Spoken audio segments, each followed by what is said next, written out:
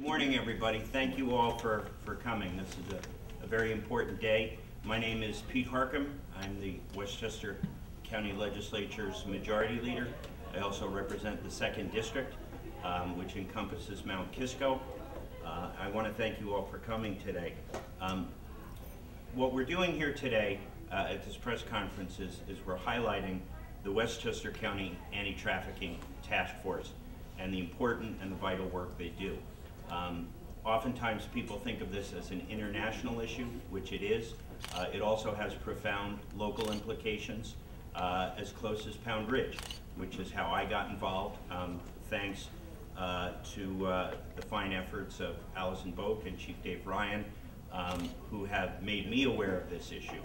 And what we're talking about is slavery. There's no other way to put this. And it's a scourge that's got to be eradicated. We've got to treat the victims, and they are indeed victims.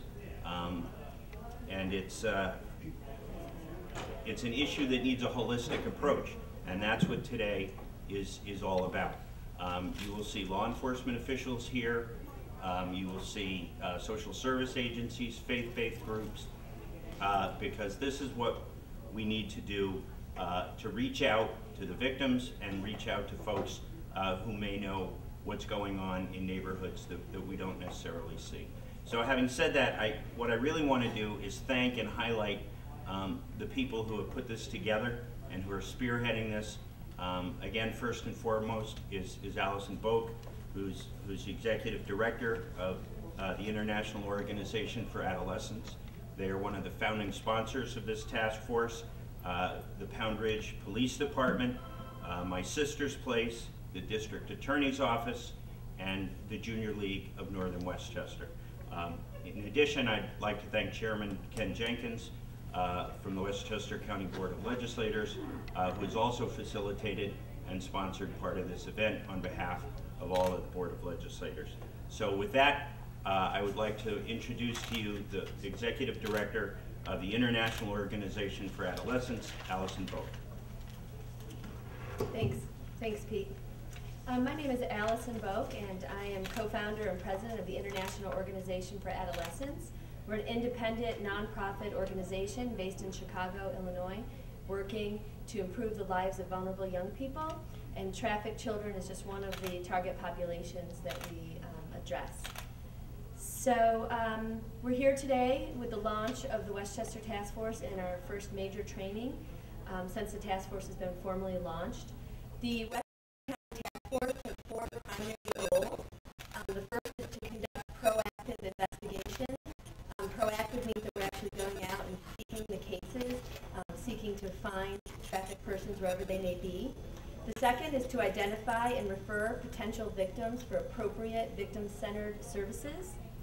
The third is to support prosecutions on both the state and federal level when the victim decides that's what he or she would like to do.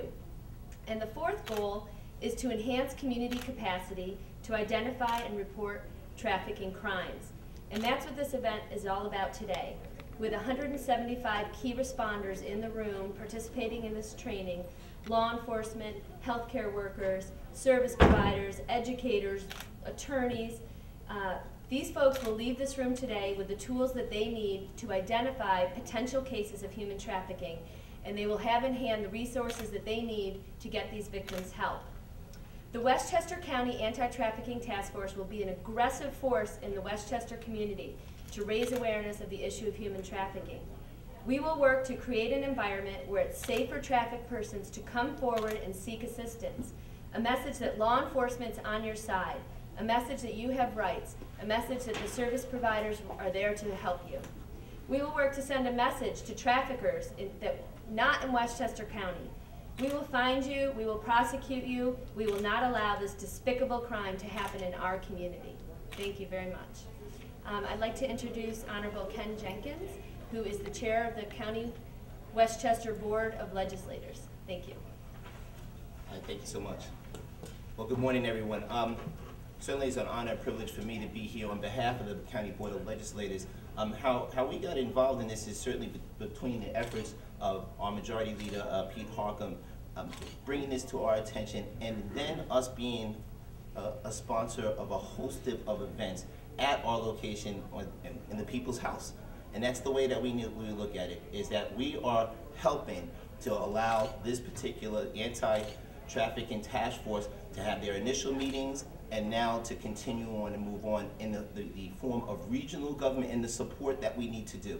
We understand it is so important that we work together with all of our partners, whether they're in all the key responder communities, whether they're in law enforcement, whether they're in social services, whether they're in our nonprofit and our faith-based organizations. But that's what we're supposed to be doing as regional government. So for us, it was the least, as far as we were concerned, that we could do to be involved in this particular effort to make sure we're bringing everyone together and to help spread the word that this scourge needs to be eradicated in Westchester County, and with our great partners, both on our law enforcement and all the key responders, we're going to make sure that happens. So the Board of Legislators was proud to be able to be a part of that, and we want to help continue this effort, and we're going to work with all of the people that are involved here and the ones that are coming today to continue to get that education.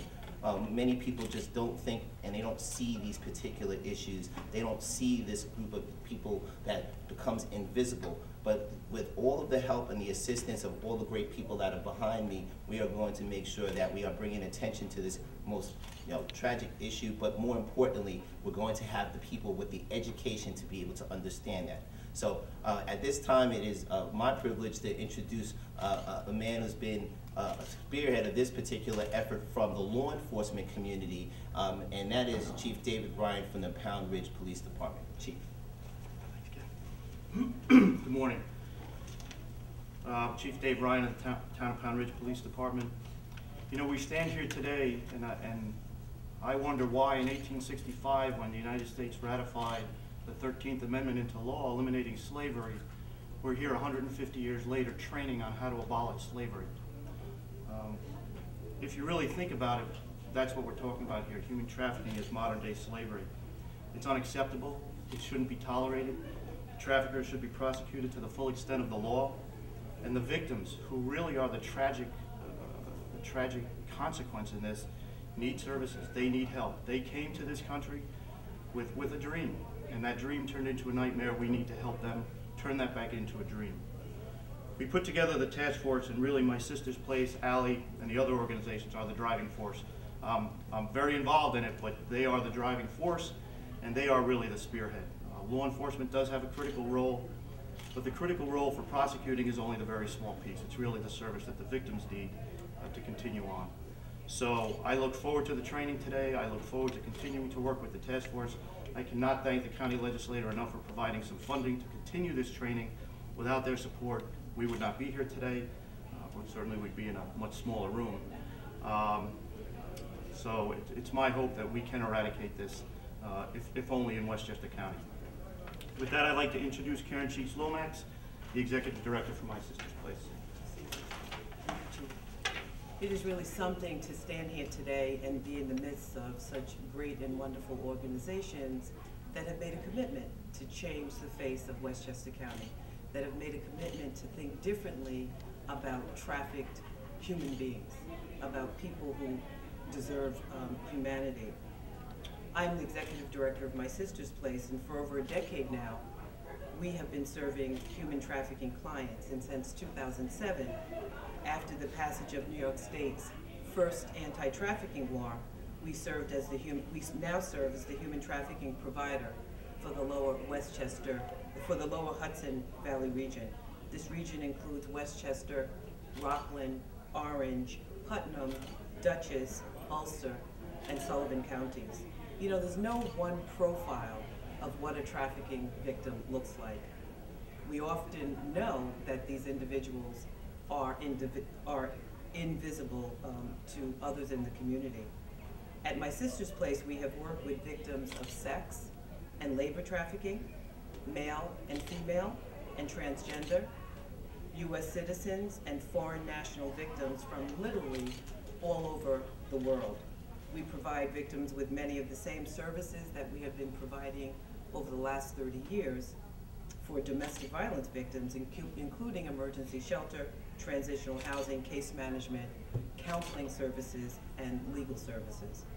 While my sister's place has been referred nearly 40 trafficking victims in the last few years, we suspect that this is just the tip of the iceberg. Many victims are not identified and are forced to suffer in silence as their traffickers continue with impunity. This is why this task force is so critically important to this community. We are bringing together, as you've already heard, we are bringing together so many people to the table: law enforcement, lawyers, NGOs, social services agencies, and we're making sure that through trainings, people can identify and really understand what this issue is. We're looking to make sure that the folks that are sitting in this room know about services and where to get services and how to access services for people that have been identified. In addition, with greater awareness, our law enforcement partners will investigate cases and eventually prosecute traffickers. Only through building partnerships and awareness will we be able to respond to this, as we've said before, this global problem that's here in our backyard. And I'd like to thank you for being here today. And now I'd like to introduce Jennifer Bancroft of the Junior League of Northern Westchester. Thank you. Good morning. I'm Jennifer Bancroft of the Junior League of Northern Westchester. And as an organization of volunteer women who are dedicated to improving the Northern Westchester community, our membership is thrilled to be participating in this forum for the second year in a row. The Junior League, throughout our history, has tackled the, I would say, hard issues that most people would like to sweep into our bedrooms and closets of our bedrooms communities. And the Junior League, as a group of trained volunteers, realize that this is an issue that needs to come out. And through the Junior League of Northern Westchester and our parent association, the Association of Junior Leagues International, through our political affairs committees, we are working to approach state legislators and enact and lobby for human trafficking laws throughout the United States. And I thank you very much, and I believe it's Q&A. So if you have any questions at this time, I'm sure the panel would love to answer them. Thank you. Morning. Morning. Just to try and get a handle on it in Westchester, how big a problem is human trafficking in Westchester? And you had mentioned that you've dealt with about 40 cases in the last few years, just at my sister's place. Yeah, I think that it's a major problem. I think that when we first began to see these cases, we didn't know what it was. It was very different. As we began to do this work, we began to realize that the people who we were identifying were in fact people who had been trafficked. And as we began to talk with our law enforcement partners, many of the ones that you see here, we began to kind of put it all together, and I think Chief Ryan helped us with one particular case in Pound Ridge that was pretty significant. And then we began to kind of follow up and see that there were many more issues. So now, as cases are happening, as we do training, police are identifying cases in a very different way than they did before. It's a major problem. I think that as this task force becomes more well known, it will begin to help people to raise, become knowledgeable in their own right, and then we're going to start to see even more cases that will come out. Just to add to that a little bit, we don't know how big the problem is. One thing I learned, actually we just returned from a trafficking conference in Hartford for the last 2 days. And one thing I did learn from that is everybody collects their own data. There's no true compilation of data. And everybody's numbers are staggering. Those are not overlapping cases. Those are cases specific to that agency. So as you look and compile these numbers, and there's no one entity that can compile these numbers now, the numbers are going to be staggering. And the other part to this is, a lot of this, especially the labor trafficking side, goes on behind closed doors. These are domestic servants that are brutalized, very similar to the case that you saw in Long Island a couple of years ago, that were there for 15 years and brutalized horribly for those 15 years and literally enslaved. But for the fact that one of them was able to escape, nobody would have ever known. And the traffickers were multimillionaire physicians living in a multi-million-dollar home, yet nobody knew. So I don't think we know how big the problem is, but I think once we train law enforcement personnel to recognize and see the indicators for these cases, as we saw in the Westchester County case last month, we will see more and more and more of these. We'll just be made more aware of them. I just wanted to add that this is the 9th task force that IOFA has been involved in establishing globally. And what we've seen is that typically in a community, before there's a real concerted effort to go out and proactively, which is a key word, proactively conduct investigations, cases just kind of come up when someone happens upon something, and usually by accident. And what we've seen is once a coordinated effort where members of the community are trained, like we're doing today, on what to look for, and the right players have established their relationships and they're working together, that in every community where we've worked, the cases just start being found over and over and over again. Because really, right now, no one's really looking for these people, and they can't jump up and down and say, I need help. Like Chief Ryan said, they're really behind closed doors. They could be living next door, but they're not so easy to find until you have the knowledge, and then you're going to start seeing it everywhere.